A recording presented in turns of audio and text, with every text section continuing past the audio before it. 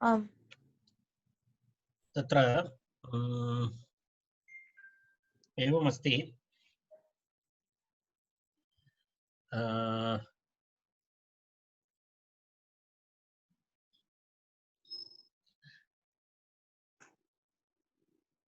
न युवाभ्यां पदान्ताभ्यां पूर्वौ तु ताभ्याम् ऐच् इति वयम् आरब्धवन्तः न तस्य सूत्रार्थोऽपि विवृतः मया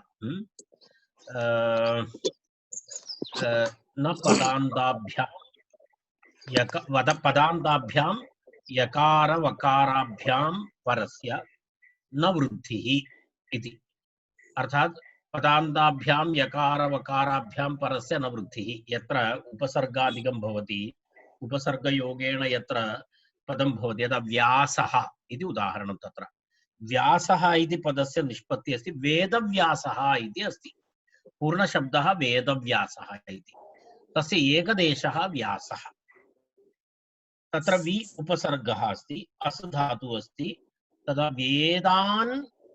वेदान् व्यस्यति इति वेदान् व्यस्यति इति वेदानां यः विभजनं कृतवान् इति वेदव्यासः वेदान् व्यस्यति इति वेदव्यासः तत्र वेदशब्दः तदनन्तरं वि इति उपसर्गः अस्ति तस्यापि उपसर्गः अस्ति चेत् तस्यापि पदसंज्ञा तु अस्ति एव पदमित्येव उच्यते तदपि वि अनन्तरं पुनः अस् धातु ततः पुनः अण् कर्मणि अण् वेदान् व्यसति इति कर्मणि अण् तर्हि एवं वि आस अ वि आस अ तत्र वि आस अ इत्यत्र किं भवति तत्र उपधा वृद्धि तु भवति आदौ उपधायाः इति तत्र उपधा वृद्धि भवति चेदपि तत्र अधिकभेदः न भवति कारणम् आस इत्येव तद् वस्तुतः दीर्घः एव अस्ति तत्र तत्र व्यास इति यणादेशः भवति इकारस्य यणादेशः वि इत्यस्य इकारस्य वि आस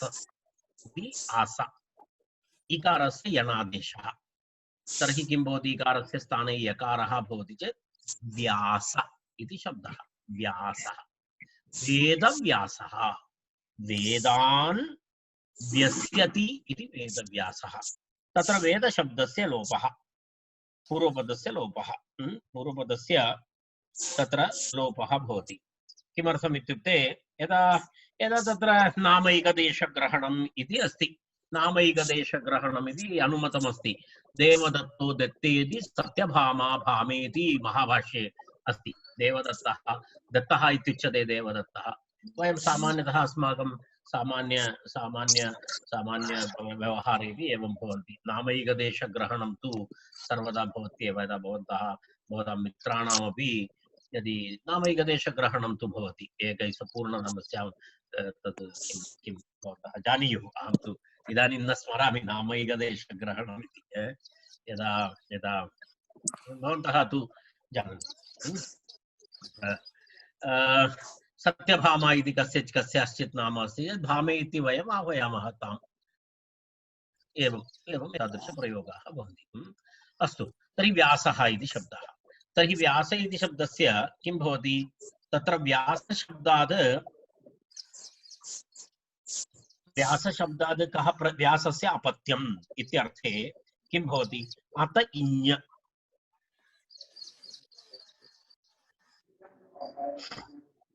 इति तत्र किं भवति भवितुमर्हति परन्तु अत्र किं भवति अत्र एतेन वार्तिकेन तत्र किमस्ति व्यास वरुड निषाद चण्डालबिम्बानां च इति अर्थात् तत्र इञ् इति प्रत्ययः अपि भवति तदनन्तरं किं भवति अकङ् इति आदेशः अपि भवति इत्युक्ते तत्र प्रातिपदिकस्य अकङ् इति आदेशः अपि भवति त्रिविषयद्वयं किञ्चित् भवन्तः म्यूट् कुर्वन्ति चेत् वरं कुत्रचित् बहु ध्वनिः श्रूयते अत्र अहं न जानामि कस्मात् इति मृणाल् म्यूट् करोतु भवत्याः नास्ति वा ध्वनिः नास्ति। भवन्तः किञ्चित् एतत् प्राक्टीस् कुर्वन्तु। यदा अहं पृच्छामि तदा जस्ट् आन् कृत्वा उत्तरं वदतु, अनन्तरम् ऑफ् करोतु। कारणं प्रातःकालसमये तु गृहेषु अपि कार्याणि भवन्ति, अहं जानामि। भवतां वर्गानन्तरं भवते बुभुक्षा तु भवत्येव, व्याकरणाध्ययनं भवति। व्याकरणाध्ययनं नाम गुस्ति प्राक्टीस् इव भवति, कुस्ति प्राक्टीस् इव अस्ति। तदनन्तरं विशेषं हेवी किमपि खादनीयं भवति। तर्हि भवतां गृहे तु तस्य सिद्धता तु स्यादेव, अहं जानामि। तेन कारणेन किञ्चित् म्यूट् मध्ये स्थापयन्तु इति मम। कारणम् इदानीं व्यायामशालातः यदा आगच्छति, व्याकरणवर्गात् यदा आगच्छति, समानं भवति। व्यायामशाला व्याकरणवर्गः च समानः। उभयत्रापि महान् श्रमः करणीयः भवति। अस्तु, तर्हि व्यासशब्दात् एतत् पूर्वोक्त वार्तिकेण किं भवति, किं भवति तत्र इञ् इति प्रत्ययः भवति, अनन्तरम् अकङ् इति आदेशः अपि भवति। कुत्र? प्रातिपदिकस्य। तर्हि किं भवति तत्र? पुनरेकवारं पश्यतु। तर्हि व्यास इञ् भवति, तदनन्तरं किं भवति? व्यासशब्दस्य अक इत्यपि भवति। व्यास अक अकङादेशः पूर्वं ह्यः उक्तम् अस्माभिः। अकङादेशः व्यासस्य अपत्यम् इति विग्रहवाक्यम्। व्यास इञ्, व्यास अक इञ्, अकङादेशः। अनेन वार्तिकेन विषयद्वयम्।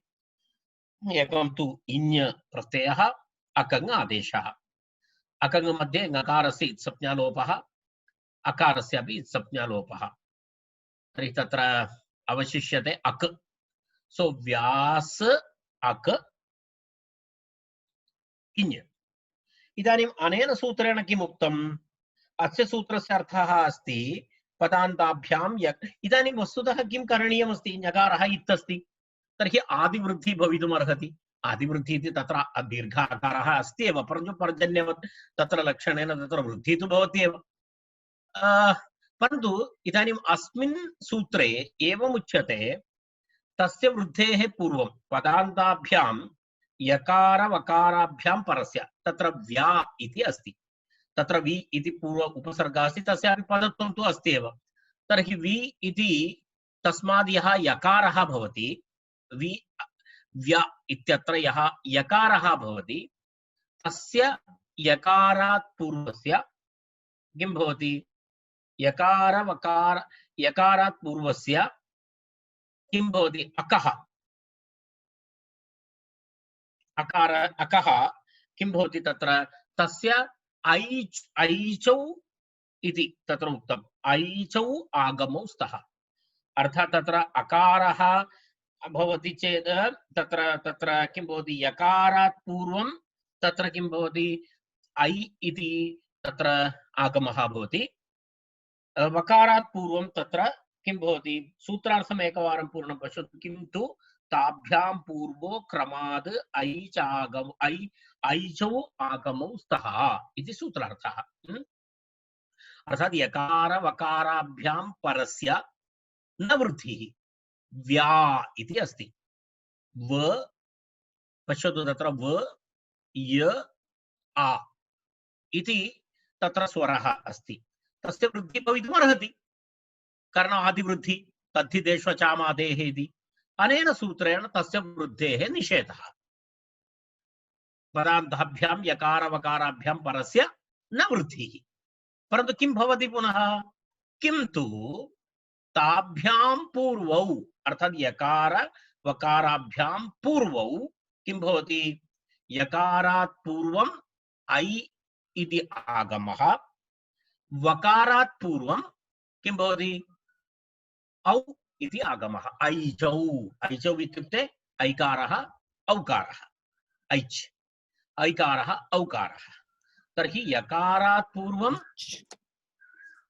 ऐकारादेशः आगमः, वकारात् पूर्वं औकारात् आगमः। इदानीं भवतां हस्ते व्यासशब्दः। व्यासशब्दे यकारः अस्ति, व्यासशब्दे यकारः अस्ति। तर्हि किं भवति? यकारात् पूर्वम् ऐकारः आगमः भवति। यकारात् पूर्वम् ऐ भवति। तर्हि किं रूपं भवति तत्र? पश्यतु एकवारं। विकार व इति व्या इति अस्ति, तत्र वकारः, वकार उत्तरं किं भवतु? वकारात् पूर्वं किं भवति तत्र? यकारात् पूर्वं किं भवति? वकार यकारयोः मध्ये ऐकारः भवति। ऐ, यकारात् पूर्वम् ऐ। सो व ऐ या स किं किं भवति? व अनन्तरम् ऐ आगमः, तदनन्तरं या, तदनन्तरं स, तदनन्तरं पुनः अक, तदनन्तरं पुनः इ इति तिष्ठति। किं किम् अभवत्? व ऐ या स अक इ सर्वं मेलयतु। इदानीं किं भवति रूपं? वैयासकी इति भवति। किं भवति? वैयासकी इति भवति। वैयासकी, व्यासस्य अपत्यं वैयासकिः इति। तस्य प्रातिपदिकसंज्ञा सुप्रत्यये रुत्वे विसर्गे वैयासकिः इति रूपं भवति।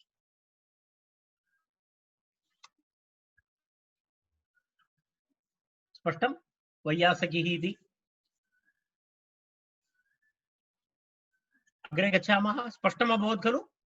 वि आ यास अक इ वैयासकी इति रूपम्। अग्रे पश्यामः। पुनः किम् उदाहरणमस्ति तत्र? अन्यत् वारुडिकः इति उदाहरणमस्ति। वारुडिकः, तत्रापि वारुडिकः इति अस्ति। अग्रमे अस्ति सौविश्वः इत्यपि अस्ति एकम् उदाहरणं पुस्तके। सौविश्वः तत्र अस्तु। नाम वारुडिकः, वरुडस्य अपत्यं, वरुडस्य अपत्यं, वरुडस्य अपत्यं, वरुडस्य अपत्यम् अर्थे वरुड अक् इञ्, वरुड अक् इञ्, वरुड इति कस्यचित् नाम। तर्हि वरुड अनेन वार्तिकेन किं भवति? अकङ् इति आदेशः, इञ् प्रत्ययः। तर्हि वरुड अक इञ्, यकारस्य सप्तलोपः। वकार तत्र एवं पश्यति किं भवति? वारुडिक इति भवति न? तत्र किं भवति?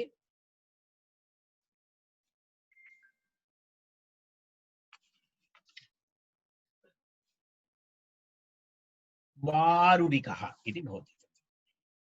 वरुडस्य अपत्यं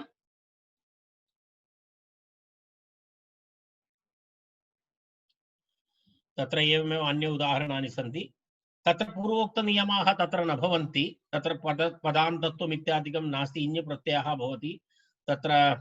तत्र पुनः एतत् न भवति, तत्र आदेशादिकं नास्ति। कारणं तत्र उपसर्गः नास्ति खलु। वि इति तत्र पूर्वतन उदाहरणे तु तदासीत्, अत्र तु तद् नास्ति इति कृत्वा तस्य अप्लिकेशन् न भवति। अत्र तु किं भवति?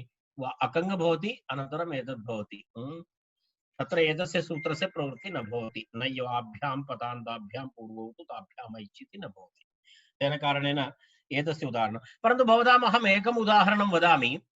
न युवाभ्यां पदान्ताभ्याम् इति उदाहरणे एकं तु यकारविषयः अस्ति, अपरं तु तत्र वकारविषयः अपि अस्ति खलु। ज्ञातं न? अत्र यकारवकाराभ्याम् इति अस्ति खलु। तत्र यकारवकाराभ्याम् इत्यत्र न वृद्धिः भवति इति उक्तं। तस्य वैयासिकिरिति उदाहरणम् अहं पश्यामि। अत्र अस्ति वा इति अत्र तु न दृश्यते किमपि उदाहरणं वकारोत्तरं। परन्तु तत्र विवरणग्रन्थे एकम् उदाहरणं दृश्यते। वकारस्य उदाहरणमस्ति, भवन्तः एतत् लिखित्वा स्थापयतु। सौवश्विः इति एकम् उदाहरणं। सौवश्विः, सौवश्विः। स्वश्वः इति कश्चन, स्वश्वः। स्वश्वः स्वश्वः स्वश्वः इति कोऽपि कस्यचित् नाम स्वश्वः स्वश्वस्य अपत्यम् स्वश्वस्य अपत्यम् इत्यर्थे स्वश्वस्य अपत्यम् इत्यर्थे स्वश्व शब्दात् किं भवति इञ् प्रत्ययः भवति अत इञ् स्वश्व शब्दात् इञ् प्रत्ययः भवति तर्हि तत्र किं भवति सु इति अस्ति स्वश्व शब्द में सु सु स्वश्व है सु इति उपसर्गः अस्ति तत्र सु औश्व स्वौश्व किं भवति अत्र सकार वकारः अस्ति स्व स व तर्हि तत्र वकारात् पूर्वं किं भवति औकारः आगमः भवति अनेन सूत्रेण न युवाभ्यां पदान्ताभ्यां पूर्वौ तु ताभ्याम् ऐच् इति सूत्रेण तत्र वकारात् पूर्वं किं भवति वकारात् पूर्वम् औकारः आगमः भवति औकारः आगमः भवति औकारः तर्हि किं भवति स औ पुनः व स एकवारं पुनः पश्यतु स औ वश्व वश्व इति पूर्वमेव अस्ति तत्र वश्व स्वश्व इति अस्ति खलु स्वश्व शब्दस्य सकार वकारयोः मध्ये औकारः आगमः तर्हि स औ वश्व सौवश्व इञ् प्रत्ययः ञकारः पूर्वमेव इत् अस्ति सौवश्व यस्यति च इति अकारलोपः सौवश्व शब्दस्य अन्तिम अकारस्य लोपः सौवश्व सौवश्व इ सौवश्वि सुप्रत्यय ऋत्व विसर्गे सौवश्विः इति रूपम् सौवश्विः इति रूपं भवति तत्र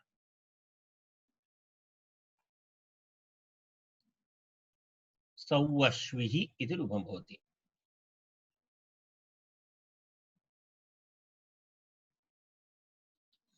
तर्हि तदभवत् सौवश्विः इति अहं केवलं तद् वस्तुतः एतदर्थम् अहम् उक्तवान् तत्र या व इति निमित्तद्वयम् उक्तं यकारात् पूर्वम् ऐकारः आगमः भवति वकारात् पूर्वम् औकारः आगमः भवति इति तद् दर्शयितुम् अहम् एतत् उदाहरणम् उक्तवान् अस्तु अग्रे गच्छामः पूर्वं वैयासकिः तर्हि तस्य वार्तिकस्य अपरम् उदाहरणम् अस्ति वारुडिकः वारुडिकः इति उदाहरणम् उक्तं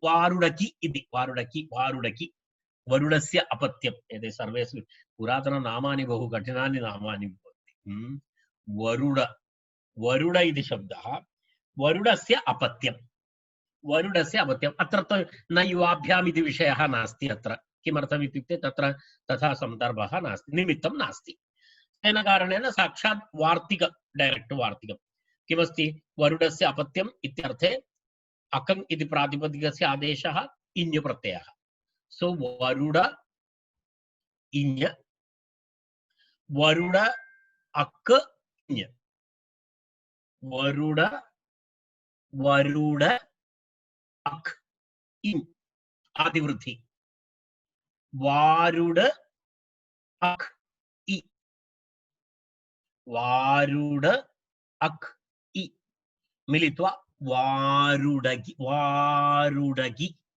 वारुडकी इति वारुडकी इति वारुडकी इति तस्य पुनः प्रातिपदिकं तत् तस्य पुनः पुल्लिङ्गे सुप्रत्यये ऋत्वे विसर्गे वारुडकिः इति रूपं भवति इत्यादि तत्र अन्यानि उदाहरणानि सन्ति तत्र व्यासशब्दाद् वैयासकिः वरुडशब्दाद् वारुडिकः निषादशब्दाद् निषाद इति शब्दः अस्ति निषादस्य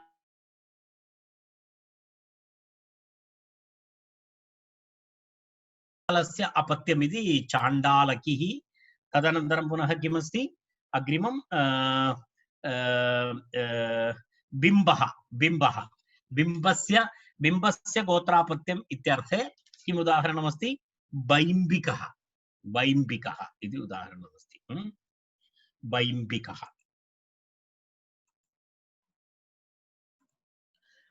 वैम्बिकः इति अस्ति। पश्यतु, सोरि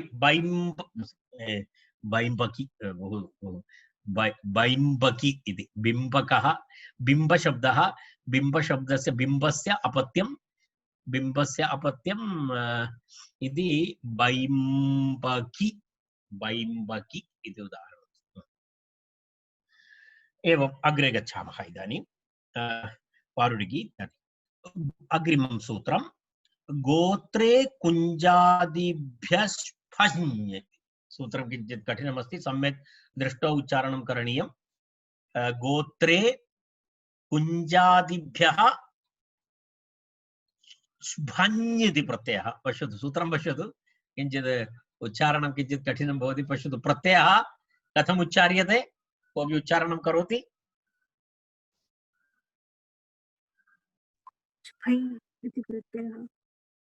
स्फञ् स्फञ् च फ ञ उच्चारणं कठिनमस्ति। स्फञ् इति चकारस्य लोपः अस्ति, ञकारस्यापि लोपः अस्ति, फकारः अवशिष्यते। एतत् सर्वम् अहं वदामि। तर्हि भवन्तः मां पृच्छन्ति, महोदय तत्र चकारः कृतः ञकारः कृतः, किमर्थम् एतेन कः लाभः? तत्र फ इत्येव अन्ततो गत्वा अवशिष्यते, अन्यस्य सर्वस्य लोपः भवति। चकारस्य तु लोपः भवति चुटु इति सूत्रेण, अनन्तरं ञकारस्य संज्ञालोपः भवति, अवशिष्यते फ। तत्तु धन्यप्रत्ययं करोति चेदपि तत्र एवमेवं भवति, फक् प्रत्ययः भवति चेदपि फ अवशिष्यते। पुनः एतद् द्वयं विहाय स्फञ् इति किमर्थं करोति इति प्रश्नः। अर्थात् चकारस्य ग्रहणं किमर्थं पुनः अत्र अस्मान् कष्टयितुं वा? तथा नास्ति। चकारग्रहणेन चकार इत् भवति चेत् तत्र किं भवति? चकार इत् भवति चेत् चित् भवति। तत् अयं विषयः चित् भवति। चित् भवति इति कृत्वा तत्र स्वरप्रकरणे चितः इति सूत्रमस्ति। चितः इति सूत्रेण तत्र किं सिद्ध्यति इत्युक्ते, तत्र यत्र चकारः इत् भवति तत्र किं भवति? तस्य फलं नाम चकारः यत्र इत् भवति तत्र अन्तोदात्तः भवति। तत्र स्वरनिमित्तमस्ति तत्र चकारग्रहणं। कुत्र? स्फञ् इत्यत्र यः चकारः इत् भवति तद् अन्तोदात्तनिमित्तम् इत्यर्थः। अर्थात् स्फञ् चकारः इत्संज्ञः भवति इति कृत्वा किं भवति? तदन्तशब्दः अर्थात् चितन्तशब्दः, चकारः यस्य इत् भवति तदन्तशब्दः अन्तोदात्तं भवति।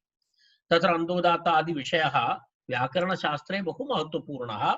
यदा स्वरभेदेन भवन्तः जानन्ति अर्थभेदोऽपि भवति, समासभेदोऽपि भवति इति कृत्वा स्वरविषयेषु अत्यन्तकठिनाः नियमाः सन्ति व्याकरणे, अर्थात् विशेषतया वैदिकप्रकरणेषु। तद् इदानीं तावदेव ज्ञातव्यं। तेन एषः प्रश्नः न प्रष्टव्यः। यदि फञ् इत्युक्तेपि अवशिष्यते फ, फक् इत्युक्तेपि अवशिष्यते फ, एतद्वयमपि कृत्वा भवन्तः पुनः तृतीयं किमर्थम् आनयति? तदपि उच्चारणमपि कर्तुं न शक्नोति, स्फञ् इति करोति इति पृच्छति चेत् तस्य उत्तरम् एतदस्ति। तत्रत्य चकारः इत्यस्ति, चित् भवति इति कृत्वा चितः इति सूत्रेण अन्तोदात्तः भवति अत्र। तर्हि अन्तोदात्तनिमित्तम् अत्र चकारग्रहणम् इति जानन्तु। इति सामान्यविवरणं। भवन्तः अग्रे अहं सर्वदा न वदामि एतत्, केवलम् एतत् इदानीम् एकैकस्यापि तत्र इत्संज्ञकवर्णानाम् अनुबन्धाः इत्युच्यन्ते एतस्य। अर्थात् ये इत्संज्ञकवर्णाः भवन्ति खलु तेषां नाम अनुबन्धः इति व्याकरणशास्त्रे अनुबन्धः इति उच्यते। अनुबन्धग्रहणस्य सामान्यतः स्वरनिर्देशार्थं भवति। अन्यत् यदा यदा नित् करोति चेत् आदिवृद्धिः, कित् करोति चेत् गुणवृद्धिनिषेधः, ङित् करोति चेत् गुणवृद्धिनिषेधः। अनन्तरम् आगमेषु अपि नियमः अस्ति, यदि कित् करोति चेत् आदौ भवति, टित् करोति चेत् एवं भवति, मित् करोति चेत् भिन्नं भवति। एतत् सर्वम् आचार्यस्य किं भवति? एतत् सर्वं मार्किङ्ग् अस्ति। एतत् सर्वम् एकया दृष्ट्या तेन कारणेन एव एतत् सङ्गणकशास्त्रमिव अस्ति इति व्याकरणम्। एतत् सङ्गणकतुल्यम् इति किमर्थं वदति? एतत् सर्वं मार्किङ्ग् अस्ति, तत्र स्पष्टमस्ति। तत्र एतद् आचार्यस्य महत्त्वम्। एतद् बहु अर्थात् बहु विचक्षणः आचार्यः, तेन एतद् भवति, अन्यथा न भवति एतत्।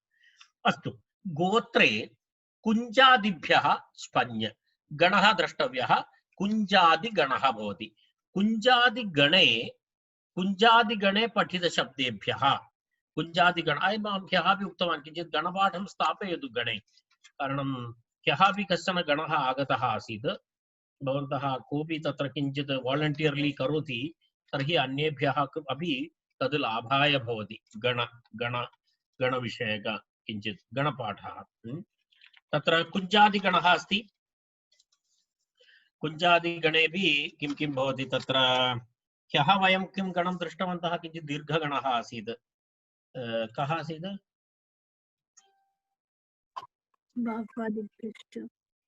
बाह्वादिभ्यश्च, रैट् रैट्, बाह्वादिभ्यश्च।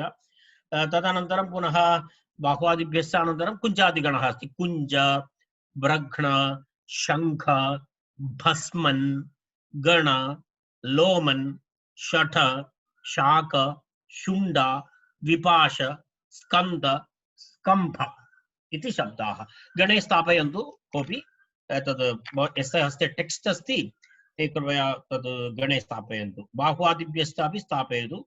तदनन्तरमपि द्वित्रिसूत्राणि इदानीं गणसूत्राणि भवन्ति। नडादिभ्यः अनृष्यानन्तर्ये बिदादिभ्यो अन्य, गर्गादिभ्यो यञ्, अश्वादिभ्यः फञ् इति चलति एव। एवमेवं सर्वे गणे गणशब्दाः गणपाठाः भवन्ति। तत्र गणे गणे पठितानां शब्दानाम् अपवादरूपेण एते प्रत्ययाः भवन्ति।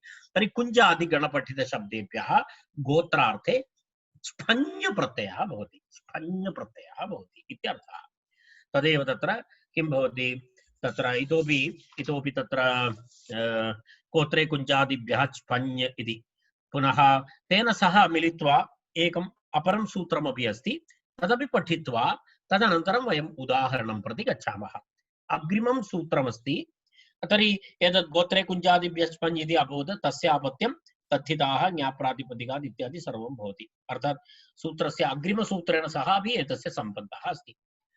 व्रादच्फञोरस्त्रियाम् इति अग्रिमं सूत्रं। किं सूत्रं? व्रादच्फञोरस्त्रियाम्। पदच्छेदः व्रादच्फञोः इति। व्राद अनन्तरं स्फञ्, एतयोः द्वयोः। व्रादच्फञोः तत्र किञ्चित् अनुवृत्तिः अस्ति। व्रादच्फञोः इत्यत्र अनुवृत्तिः अस्ति। स्वार्थे ञ इति प्रत्ययः विधीयते। ञ प्रत्ययविधायकं सूत्रमेतत्। ञः स्वार्थप्रत्ययः, विशेषार्थः नास्ति, स्वार्थे भवति। यः अर्थः तत्र अस्ति तस्मिन्नेव अर्थे सः प्रत्ययः भवति। अर्थात् विशेषतः गोत्रापत्यम् इति वदति चेत् ञ अपि गोत्रार्थे भवति। तत्र विशेष तस्य अर्थः नास्ति, स्वार्थप्रत्ययः। स्वार्थे ञः इति बहवः एतादृशप्रत्ययाः भवन्ति। यदा वयं जानीमः स्वार्थप्रत्ययानां यदा दशमगणशब्दाः भवन्ति, यदा चुरादिगणः चोरयति, चुरधातोः निच् प्रत्ययः भवति। तत्र निच् प्रत्ययः अस्ति। निच् प्रत्ययः अन्यत्र तु प्रेरणार्थे भवन्ति। निच् प्रत्ययः अन्यत्र प्रेरणार्थे भवति। यदा हेतुमदोर्निच् इत्यादि। तत्र किमस्ति, यदा पठति पाठयति, वदति पठति शृणोति श्रावयति, एवं एतादृश प्रेरणार्थकः भवति। निच् धातोः सामान्यतः प्रेरणार्थे भवति। परन्तु चुरादिगणे वयं पश्यामः, तत्र तु निच् अस्ति। तत्र निच् प्रत्ययस्य विशेषार्थः नास्ति, स्वार्थे अस्ति। चुरधातोः निच् उक्त्वा चोरयति इति रूपं भवति। कथयति इत्युक्ते वदति इत्यर्थः। तत्र प्रेरयति इत्यर्थः न, स्वार्थे अस्ति तद् निच्, स्वार्थे अस्ति। चोरयति इति भवति। तर्हि अत्रापि ञ प्रत्ययः अपि स्वार्थे अस्ति, अर्थात् विशेषार्थः तस्य नास्ति, स्वार्थे अस्ति। तर्हि तत्र ञः इति अनुवर्तते। तत्र ञः इत्यस्य अनुवृत्तिः करणीया अस्ति। तत्र पुनः किम् अस्ति तत्र पूगान्यो ग्रामणी पूर्वात् इति एकं सूत्रं। मम पायिण्टर् पश्यतु। पूगान्यो ग्रामणी पूर्वात् इति सूत्रं पायिण्टर् मध्ये द्रष्टुं शक्नुवन्ति। पूगान्यो ग्रामणी पूर्वात् इत्यतः ज्ञ इति अनुवर्तते तत्रापि स च स्वार्थिकः तत्र ज्ञादयः प्राग् गुणः इति स्वार्थिकेषु स्वार्थिकप्रकरणमस्ति तदग्रे पठामः स्वार्थिकप्रकरणमस्ति तर्हि स्वार्थिकप्रकरणे एते सर्वे आगताः ज्ञादयः प्राग् गुणः इति तावत्पर्यन्तं स्वार्थिकेषु परिगणनादिति भावः एतेषां प्रत्ययानां स्वार्थे प्रयोगः भिन्न अर्थः नास्ति तत्र यः अर्थः स एव अर्थः एतेन प्रत्ययेन तत्र विशेषतया अर्थे कोऽपि भेदः नास्ति इति स्वार्थिकम् इति उच्यते तर्हि तत्र पश्यतु तत्र ज्ञ प्रत्ययः भवति व्रात